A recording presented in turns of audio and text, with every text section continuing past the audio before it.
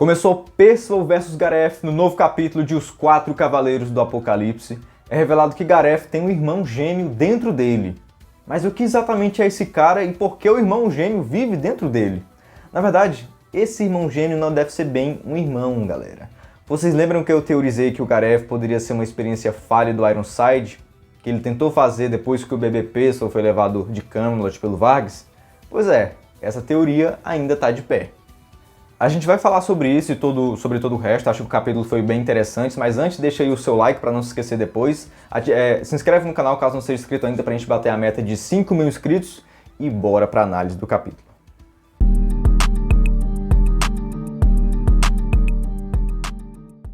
Para começar a explicar a teoria, vocês se lembram que quando o Ironside criou o Percival, ele usou um bebê bem novinho que tinha acabado de morrer.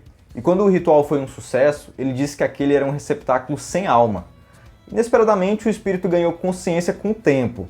A minha teoria desde aquela época lá, desde aquele capítulo, é que o bebê e o espírito se tornaram um só. Já que bebê daquela idade não tem uma personalidade muito formada, não tem tanto assim uma individualidade. Então os dois acabaram se tornando um só.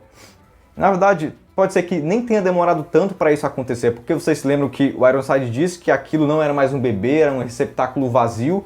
Sendo que, na mesma página, no quadrinho seguinte, logo após o ritual ser um sucesso, tava lá o Percival como? Brincando com a mão do Varys, né? Igual um bebê comum faz. Então, pra mim, aquilo ali não é um receptáculo vazio. Pra mim, aquilo ali é um bebê comum. E por que eu tô dizendo isso agora, né? Depois de tantos capítulos? Porque a minha teoria era que o Gareth era a mesma coisa que o Percival, um espírito da vida. Porém, o Ironside, ele deve ter usado um bebê muito velho, que já tinha uma individualidade formada. Ou seja, o que aconteceu? O humano e o espírito não se fundiram, mas cresceram juntos dentro do mesmo corpo. Então o Gareth, ele não é um espírito, mas o outro Gareth é. E isso explica por que ele não foi afetado pelo tornado do Hauser, por que a facada que ele deu no Edlin não tirou sangue, e por que o Gareth não reconheceu o Percival da segunda vez que eles se viram, porque era o outro Gareth lutando ali. E acredito que qualquer ataque que o outro Gareth desfira só afeta ali a um nível espiritual, né? Só afeta ali a alma das pessoas, não afeta de uma forma física. E qual seria o nome desse outro Gareth?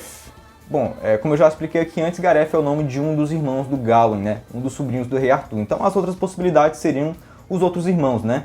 Uma das possibilidades seria Garrerys, que é o terceiro filho. A outra possibilidade seria o Agravain, que é o segundo filho. E a outra possibilidade seria o Mordred, que é o mais novo, e em A Morte de Arthur é apenas meio irmão deles. Para quem não sabe o que eu estou falando, quando eu falo de terceiro e primeiro filho, é porque nos livros originais, no livro A Morte de Arthur, todos esses são irmãos.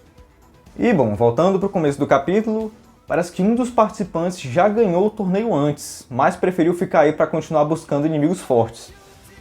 Quem é esse indivíduo? Acho que todo mundo pensa na mesma pessoa, né? Provavelmente o Balin. Ele parece ter o perfil para esse tipo de coisa. E, inclusive, também combina com o Balin original, que é chamado de Balin, o Selvagem. E falando um pouco mais sobre o Balin, gente, acho que muitos já devem ter pensado na possibilidade de esses personagens novos que estão sendo introduzidos agora nesse arco, eles vão fazer parte da resistência contra Camelot depois que os pecados capitais forem derrotados, né? Ali no final da parte 2, provavelmente. Mas eu acho que o Balin ele pode ser a única exceção aí, porque ele pode ir pro outro lado. Se ele realmente for um desgraçado que só se importa com lutas, acho que ele pode ser recrutado pelo Arthur para substituir algum dos quatro males. Provavelmente o Ironside, né, que acho que deve ser o primeiro a morrer.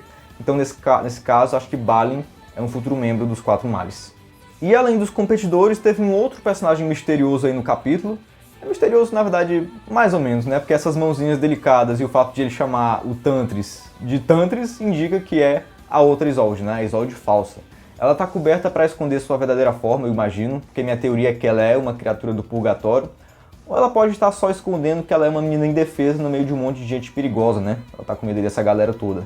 Mas se ela fosse só uma humana normal, acho que não precisaria ludibriar o Tristan, né? Ele teria ajudado por vontade própria. Então meu chute é que ela é um tipo de criatura, digamos, uma criatura parasita que controla os outros para proteger ela por ela mesma ser muito fraca. E ainda falando sobre a falsa Isolde, o fato de ela estar controlando o Tristan não significa que ela vai ser uma vilã para sempre, né, galera? Por mais que o que ela esteja fazendo seja errado, pode ser mais por desespero, né? Por ela ser muito fraca e não poder sobreviver sozinha. Então, quem sabe, ela também não pode fazer parte da tal resistência que eu citei antes. Bom, de qualquer forma, aqui nesse arco, acho que ela deve atrapalhar os oponentes do Tristan durante o torneio, incluindo ali a verdadeira Isolde. E minha nota para esse capítulo é 9,4, o nome do próximo é alguma coisa ali como Gêmeos, Espadachins, alguma coisa aí do tipo. E acho que deve explicar um pouco mais sobre o Gareth e esse tal gêmeo dele. Deixa aí nos comentários o que você achou desse capítulo, quais são as suas teorias para o Gareth e para todo o resto, o que você acha que vai acontecer nos próximos capítulos, e tchau, um beijo, até a próxima.